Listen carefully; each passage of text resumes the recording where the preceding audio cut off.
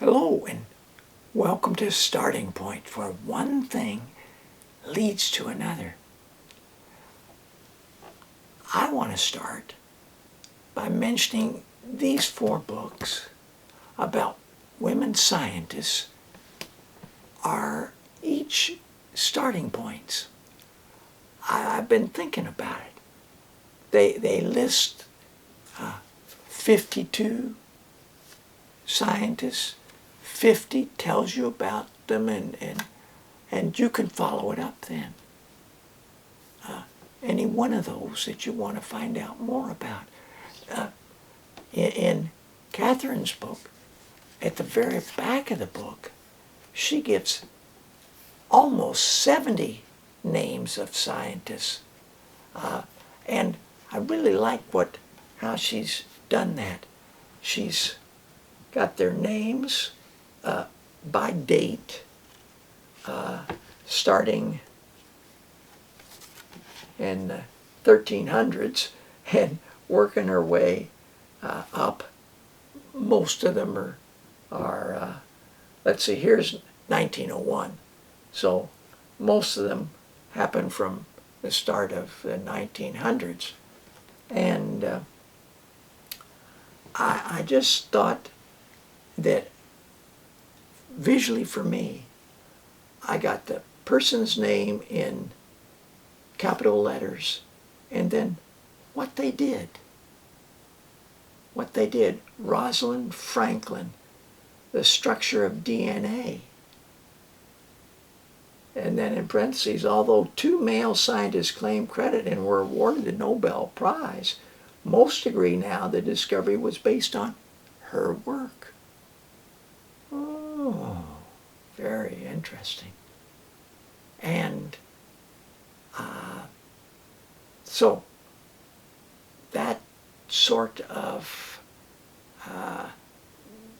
giving me a lead, just enough to say, oh, I'd be interested in, Joan Whiffen, dinosaur fossils in New Zealand, 1970s. New Zealand, there were dinosaurs.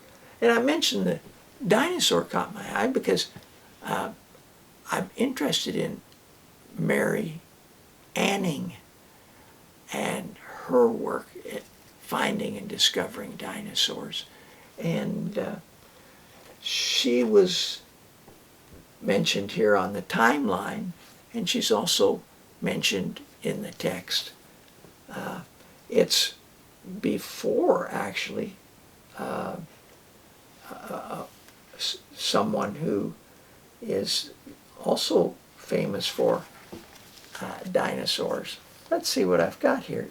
Here it is, 1990, in South Dakota. Fossil bones of a T-Rex, Sue Hendrickson.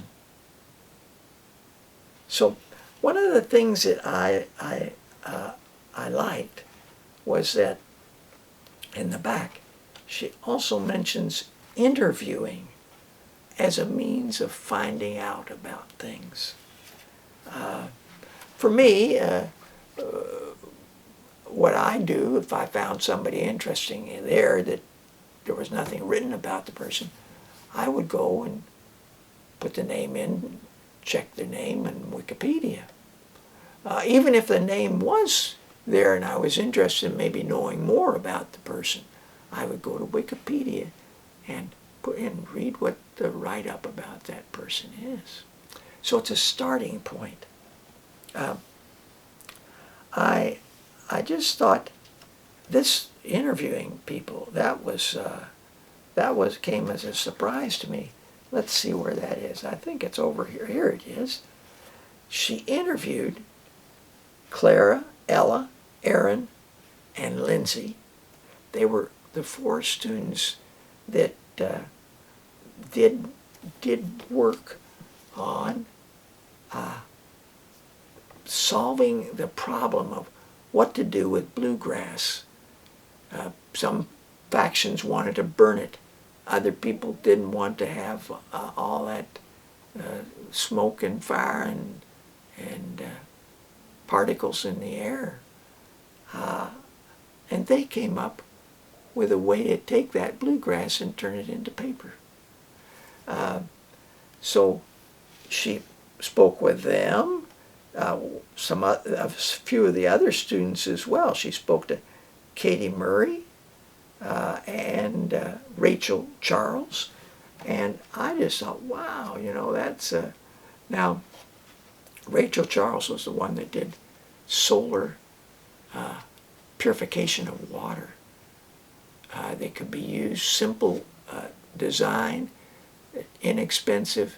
They could be used for people wishing to purify their water.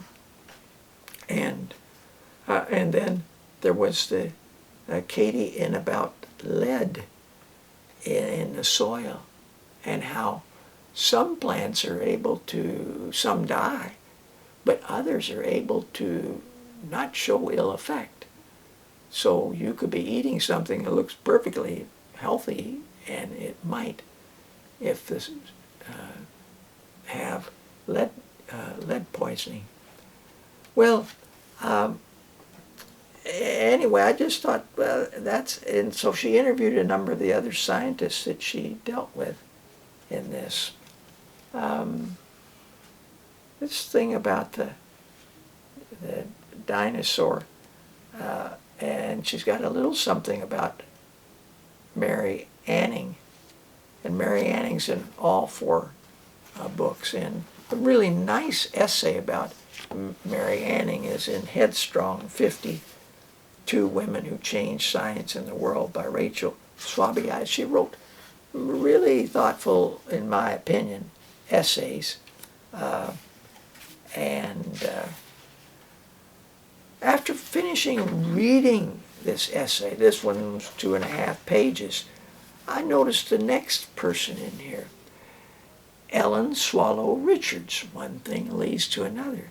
1842 to 1911, chemistry, American.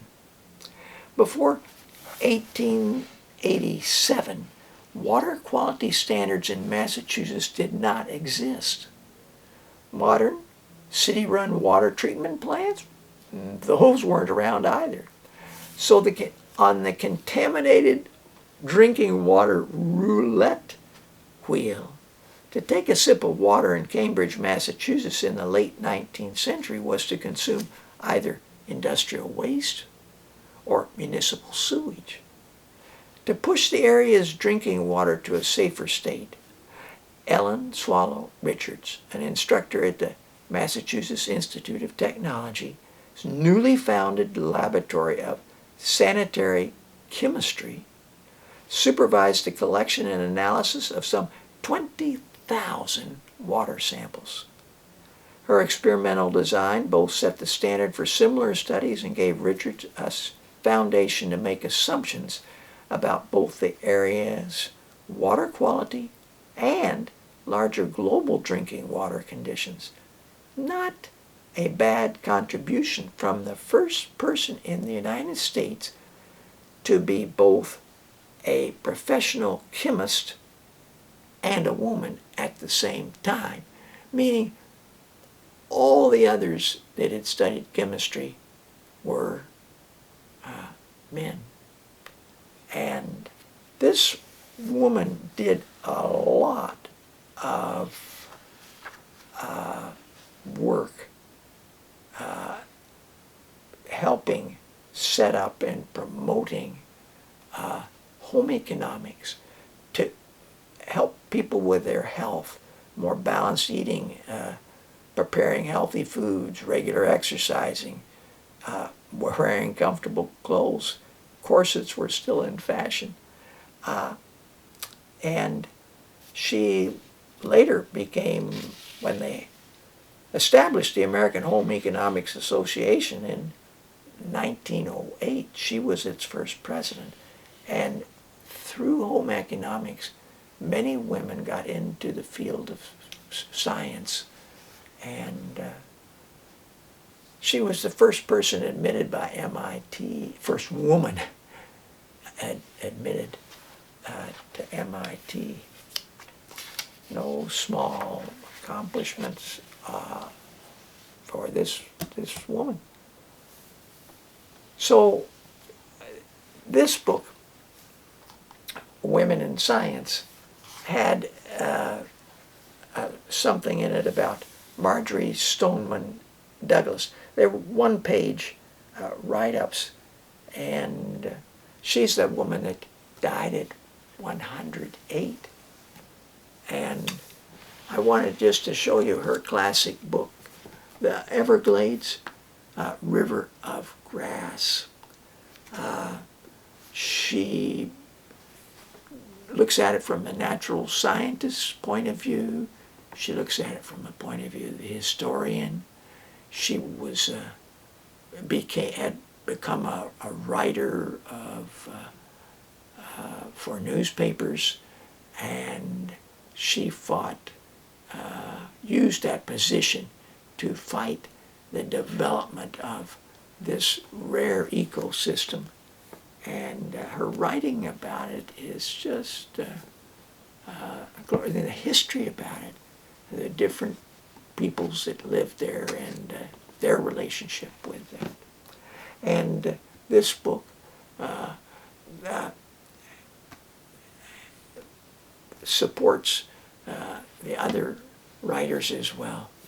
So thank you for joining me. Next time I want to look at Mary Anning. So until then, bye for now.